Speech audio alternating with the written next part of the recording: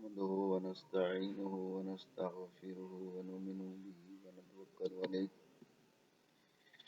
ونعوذ بالله من شرور أنفسنا ومن سيئات أعمالنا من يهده الله فلا مضل له ومن يضلل فلا هادي له أشهد أن لا إله إلا الله وحده لا شريك له وأشهد أن محمدا عبده ورسوله اللهم صل على سيدنا مولانا محمد وصحبه سيدنا مولانا محمد وبارك وسلم. عقیدہ توحید یہ مسلمانوں کے جتنے بھی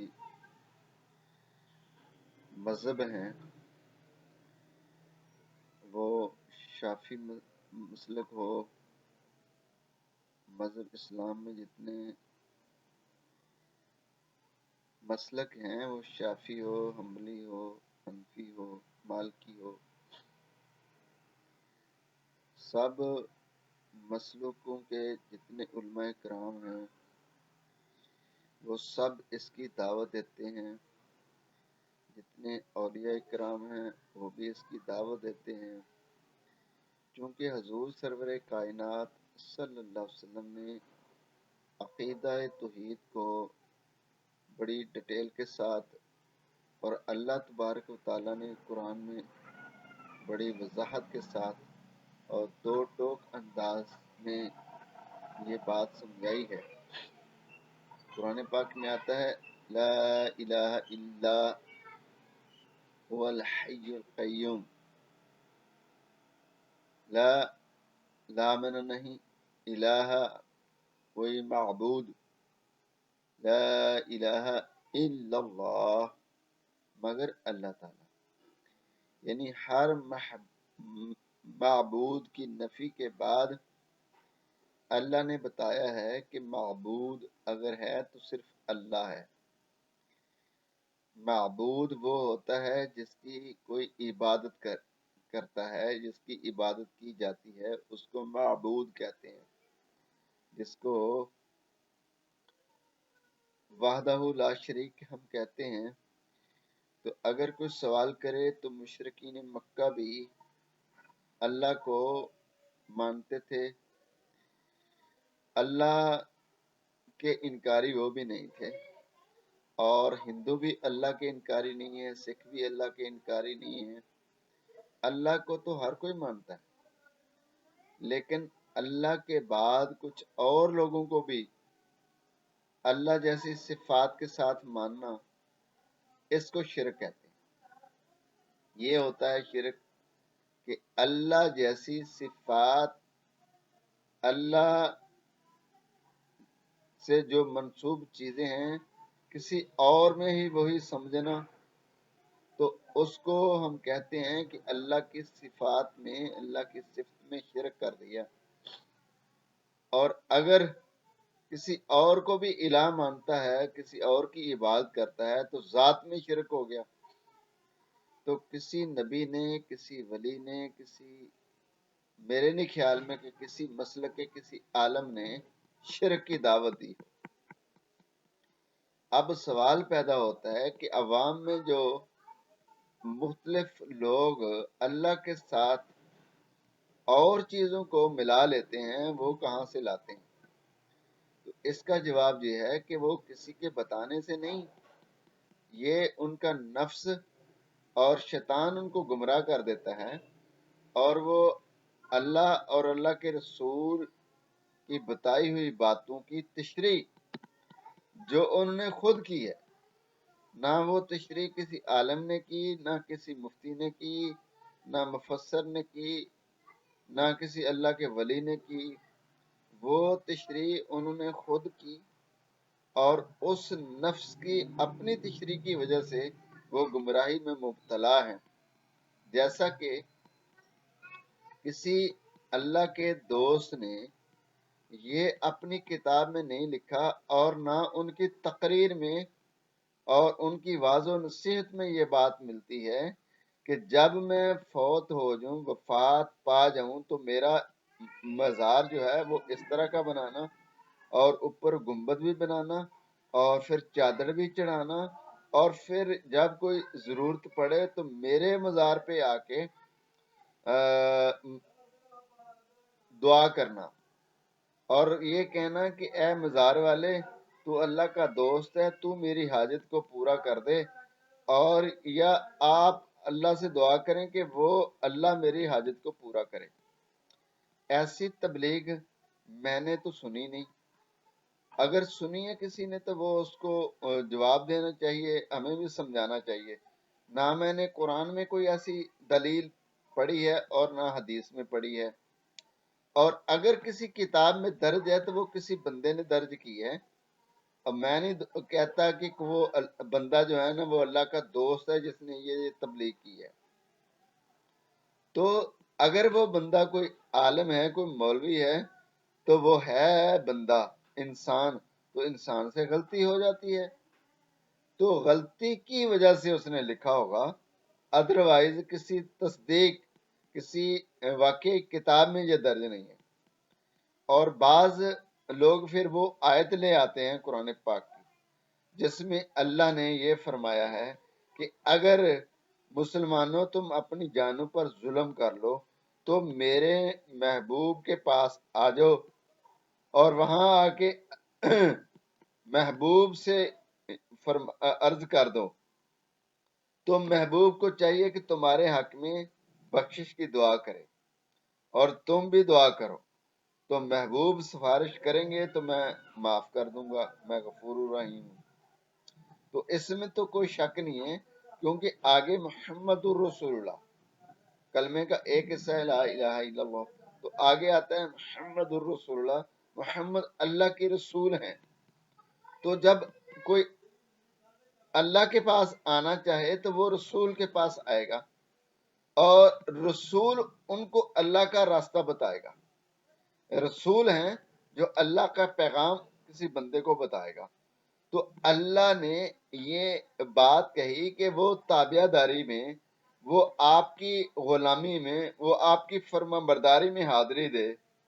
تو آپ کی وجہ سے جو اس نے آپ کی بات مانی وہ حقیقت میں میری بات ہے، اللہ کی بات ہے، اور کسی رسول کی، کسی نبی کی اپنی ذاتی کوئی ایک بات بھی نہیں ہے، اور نہ کبھی کسی نبی نے اور نہ کسی ولی نے ہم اپنی کوئی بات منوائی ہے، بلکہ جب بھی کوئی بات کی ہے تو انہوں نے اللہ کی ہے، اللہ کی توحید کی ہے، اللہ ہی کی فرما برداری میں وہ لگے ہوئے ہیں، اور دوسروں کو بھی اللہ کی فرما برداری کی طرف لگایا ہے۔ تو اللہ نے کہا میرے محبوب کی بارگاہ میں آ جاؤ، تو محبوب بھی مجھ سے مانگے اور آپ بھی دعا کریں تو اللہ کو غفور الرحیم پاؤ گے، یعنی بخشش کا ذریعہ کیا بنے گا کہ وہ بات جو نبی نے مانی اور وہ ذریعہ جو تم نے اپنایا، یعنی نبی کی پیروی کی، یعنی نبی کی بات تم نے سنی اور اس پہ عمل کیا، تو میں راضی ہو جاؤں گا، مجھ سے جب بخشش مانگی جائے گی تو میں بخش دوں گا۔ یہ مطلب ہوا، یہ مطلب نہیں ہوا کہ آپ لوگ اللہ کو چھوڑ دو اور اللہ کی مخلوق سے مانگنا شروع کر دو، جبکہ کچھ لوگوں نے اس کا مفہوم یہ سمجھ لیا کہ وہ اللہ کی مخلوق سے مانگنا شروع ہو گئے۔ تو اللہ کے محبوب کا واسطہ تو دیا جا سکتا ہے، میں واسطے کی بات نہیں کر رہا تھا، توحید کی بات کر رہا ہوں۔ واسطہ ہم اس کو جائز بھی سمجھتے ہیں اور وہ درست بھی ہے، لیکن جب اللہ نے واسطے کے بغیر بھی مانگنا خود فرمایا ہے کہ میرے پاس آ جاؤ، میری بارگاہ میں آ جاؤ اور مجھ سے مانگو، قال ربکم ادعونی استجب لکم، تم مجھ سے مانگو تو میں تمہاری قبول فرما لوں گا، بات میں تمہیں دے دوں گا۔ تو اگر کوئی بندہ اللہ سے مانگتا ہے، صرف اللہ سے، اور اللہ پر بھروسہ کرتا ہے تو اللہ اس کے لیے کافی ہے۔ اس میں کسی کا، کسی مسلک کا، کسی مولوی کا کوئی اختلاف نہیں ہے کہ یہ آیت میں یہ ایسے نہیں ہے جی، ایسے ہے۔ اللہ سے مانگنا تو ہر حال میں ہر طریقے سے درست ہے۔ رہی بات کہ اللہ کی مخلوق کو بھی اسی طرح ان سے مانگنا جس طرح اللہ سے مانگنا، تو یہ غلط بات ہے، مخلوق سے نہیں۔ میں جب مانگتا ہوں، میرا جو تصور ہے، میں تو اللہ کی بارگاہ میں یہ کہتا ہوں کہ اے اللہ، ایک وہ بندے ہیں جنہوں نے کما حق ہو تیری مرضی پوری کر دی، جو تو نے فرمایا اس پر پورا پورا عمل پیرا رہے، اور تیرے ہاں انہوں نے ایک قرب پایا تیری محبت میں، اور ایک شرف ان کو تو نے حاصل، انہوں نے تیری بارگاہ میں حاصل کیا، ایک مرتبہ، ایک مقام پایا۔ تو ہم وہ ہیں جو کوشش میں لگے ہوئے ہیں کہ ہم بھی تجھے راضی کر لیں، لیکن ہمارے عمل کچھ ایسے ہمیں نظر آتے ہیں کہ ہم ان کو اس انداز سے پورا نہیں کر پا رہے جیسا کہ تو چاہتا ہے، کیونکہ ہم جس دور میں موجود ہیں یہاں فتنہ فساد بہت ہے، اور بے شمار عوامل ہیں جو رکاوٹیں ہمیں پوری کرنی چاہیے، اور ان رکاوٹوں کو پورا کرنے میں اتنے فتنے ہیں، اتنی سخت آزمائش ہے کہ درست فیصلے تک پہنچنا ہی ہمارے لیے بہت مشکل ہے کہ ہم ان فتنوں میں اگر کریں تو کریں کیا۔ اگر اس طرح کام کرتے ہیں تو یہ پرابلم ہے، اگر اس طرح کام کرتے ہیں تو یہ پرابلم ہے۔ جیسے کفار کے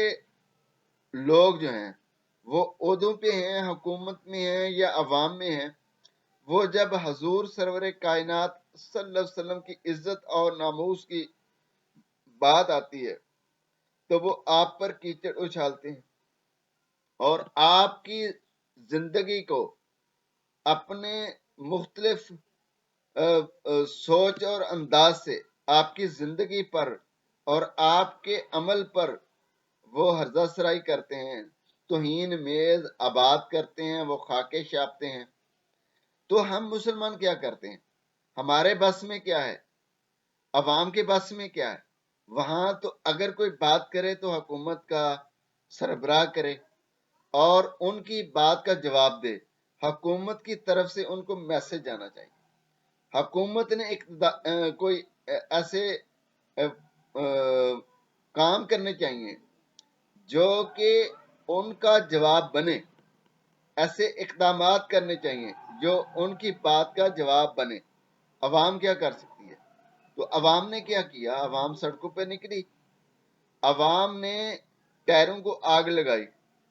اور مسلمانوں کی اپنی املاک کو نقصان پہنچایا، گاڑیوں کو آگے لگائیں، گاڑیوں کے شیشے توڑے، عمارتوں کے شیشے توڑے، اور مختلف عمارتوں کو آگ لگائی، اور مختلف جانیں جو ہیں وہ ان حادثوں کے اندر مسلمانوں کی شہادتیں پیش ہو گئیں۔ تو یہ کیا طریقہ درست تھا؟ تو یہ وہ فتنہ ہے، یہاں عام ایک مسلمان سوچتا رہ جاتا ہے کہ اس حالات میں نہ تو عوام میری بات مانتی ہے، نہ حکومت میری بات مانتی ہے، اور میں خود بھی اتنی قوت نہیں رکھتا کہ میری بات کہی ہوئی کا ان کو کوئی میسج جائے یا ان پہ کوئی اثر کرے کوئی بات۔ تو یہ وہ فتنے ہیں جس کے مقابلے میں جس کو صحیح جواب دینے پہ ہم اچھی طرح سے کوئی فیصلہ نہیں کر پاتے۔ تو یا اللہ، ہم کمزور ہیں اور تو بڑی شان والا ہے، تو اپنے بندوں کی آزمائش کرتا ہے، اب یہ ہماری آزمائش ہے اور اس میں ہم فیل ہو گئے ہیں۔ تو یا اللہ، یہ فیل ہونا ہمارا یہ عمل کوئی رکاوٹ نہ بنے، ہم پھر بھی تیرے بندے ہیں اور تو سے مانگتے ہیں یا اللہ تو اپنے فضل سے ہم کمزوروں پر بھی لطف و کرم فرما اور ہماری حیات کو پورا فرما۔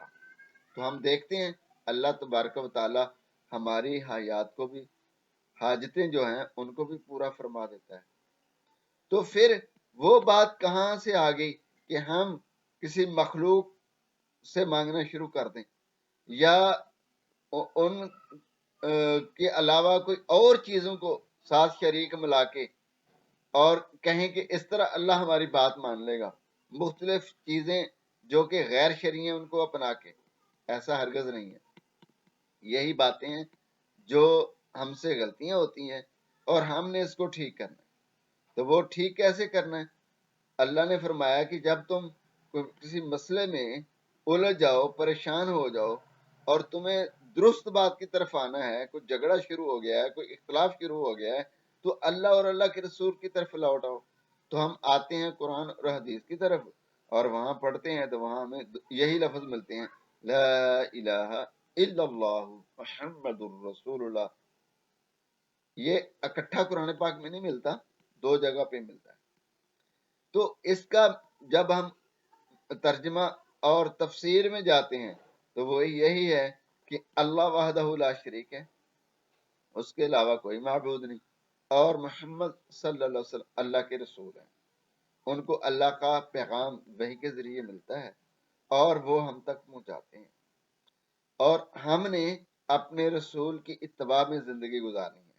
جو رسول اللہ صلی اللہ علیہ وسلم نے ہمیں سبق دیا ہے وہی ہم نے یاد کرنا ہے اور اسی پر ہم نے عمل پیرا ہونا ہے. اللہ ہمیں سمجھنے کی توفیق دے.